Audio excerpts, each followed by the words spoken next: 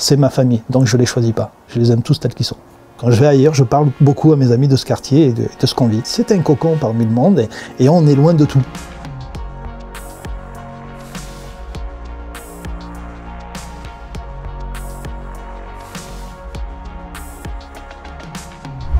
Je suis né ici maintenant il y a 49 ans. Ma mère est devenue veuve très rapidement quand elle est venue ici. Et en fait, autour de ma mère s'est forgé tout un clan, toute une famille qui l'ont aidée.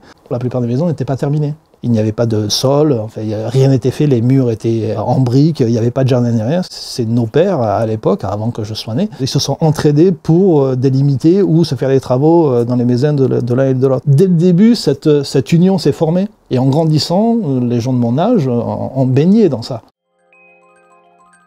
Donc là, c'est ma mère avec ma sœur, donc il y a très longtemps. Puis je te montre celle-ci parce que malheureusement, les deux sont partis. Et là, voilà, c'était histoire de boire un café tous les jours chez maman.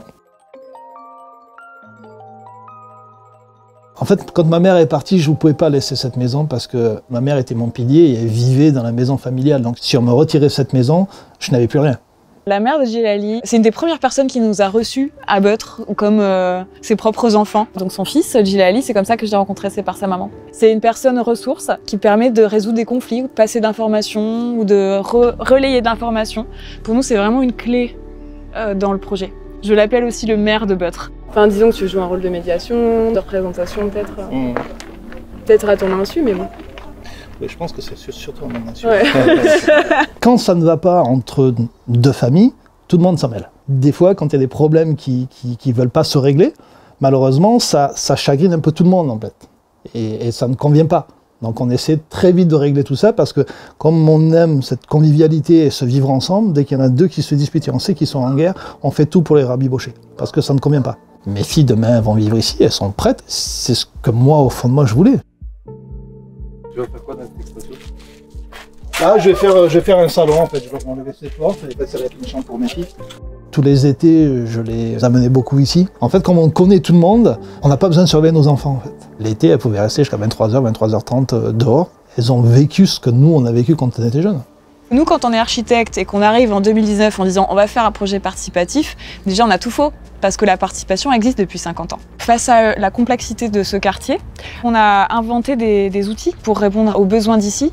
On dessine de telle manière à ce que la personne qui lise le plan de sa maison puisse comprendre où il est. Tu fais une place à l'autre à l'intérieur du plan, qui lui-même se reconnaît et qui reconnaît que tu as toi-même perçu que l'autre avait une place.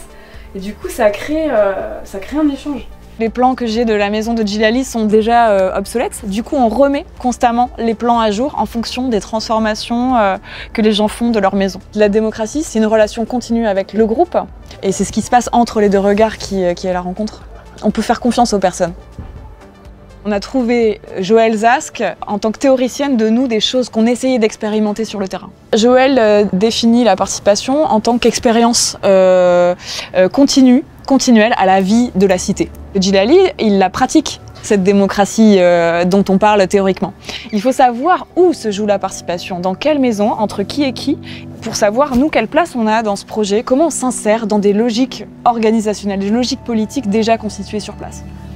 Il y a des personnes qui sont encore là depuis le début. Ils sont là depuis quand... Ouais. Donc en fait, ce qui veut dire que l'école a été construite pour ici. Ouais.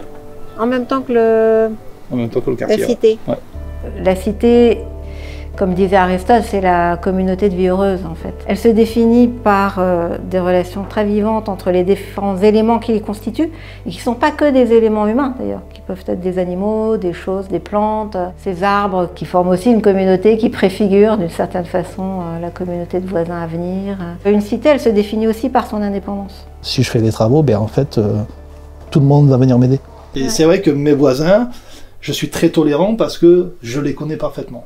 Et effectivement, quand on est voisin en ville, il y a une mesure de tolérance qui est beaucoup plus infime qu'ici. On dirait qu'il y a une chorégraphie de la part des gens qui rentrent, sortent, se rencontrent à certains endroits, s'isolent à d'autres, parlent de leurs conflits, mais en même temps des espaces communs comme des lieux de résolution de conflits. Qu'est-ce que c'est que le commun? Sinon, ce qui est créé par l'engagement de personnes singulières en fait. Les gens refusent qu'on fasse un parking sur la place, parce que c'est la place. Voilà. Non, c'est pas possible. C'est vraiment le lieu, un peu le lieu de vie, le lieu de rencontre. Au milieu, dans l'après-midi, il y a toujours quelques personnes qui viennent, qui s'assoient, qui boivent le café et autres, tout le monde parle au milieu. Non, il y a quand même... Il y a cette limite. Il y a cette conscience de dire, non, on veut notre liberté, on ne va pas être entouré de voitures ou quoi que ce soit. En fait, dans une cité, il n'y a pas l'intérieur et l'extérieur, il n'y a pas la ville et la campagne, il n'y a pas les animaux et les hommes. En fait, c'est un tout. Le fait même qu'il y ait une vraie rencontre montre toute la pertinence, finalement, de ce projet. Ici, c'est mon histoire. Je dessine toujours et je vis toujours mon histoire. Depuis tout jeune, j'ai toujours dessiné, tout le monde l'a su. Ce quartier m'a influencé parce que quand j'ai fait de la bande dessinée ou des livres pour enfants pédagogiques, par exemple, c'était toujours centré un peu sur la tolérance. Et là, je commence mon premier film d'animation. Et mon premier film d'animation parle de tolérance et de vivre ensemble. Oui, ce quartier et cette convivialité m'a forgé. Les souvenirs d'enfance sont toujours présents parce qu'on se retrouve à chaque fois. Même si on a grandi, même si on a vieilli, même si on est devenu parents à notre tour, en fait, quand on se retrouve, on est toujours dans notre enfance. Et on est tous là.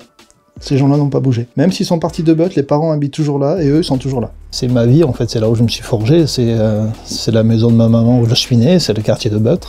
C'est là où j'ai commencé, c'est là où je vais peut-être finir. Enfin, en tout cas, je le souhaite.